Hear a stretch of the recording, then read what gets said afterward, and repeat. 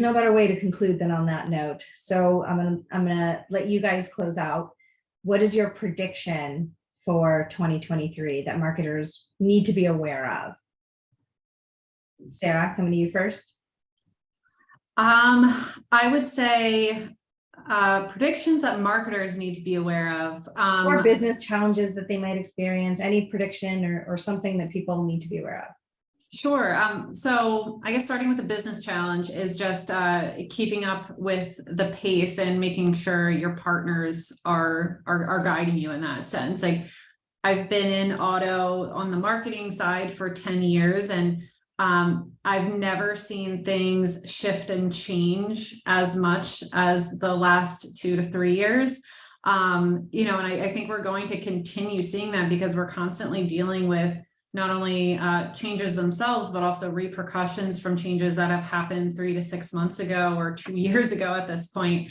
And just making sure, like, while it's great, it's awesome to have a plan, of course, but make sure as part of that plan is working in the ability to pivot quickly. What channels are you pivoting in? How are you leveraging audience data to meet new opportunities or defend yourself against different changes that are happening in your market or to your specific brand? So I think it's just, the biggest challenge to me is just being able to, again, pivot quickly and anticipate changes and getting in front of those changes. Awesome. Dave, prediction, business challenge? Anything? Yeah, I think, one of my, predictions that I think everyone is pretty obvious, but I think it's, the change is constant, right? And there's going to be a lot of learnings that come out of 2023. But I think the predictions are already here for what we're facing as an industry. So like Sarah said, you need to be able to pivot quickly, but I think you need to be able to pivot based on, foundational data and insights and not emotional reactions.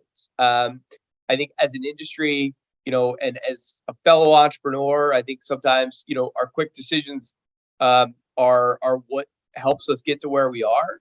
But sometimes, when you make quick decisions that are not rooted in truth and data, it can allow you to go down the wrong direction. So I talk about the predictions that, I believe that businesses in general, in retail, those that have an amazing experience both online and in store are going to, gain market share.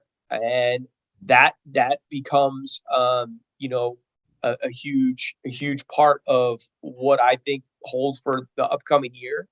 Those that, are rooted in what's happened the last 2 years in record profitability, gross profit, and not understanding that the market is shifting and not shifting with it.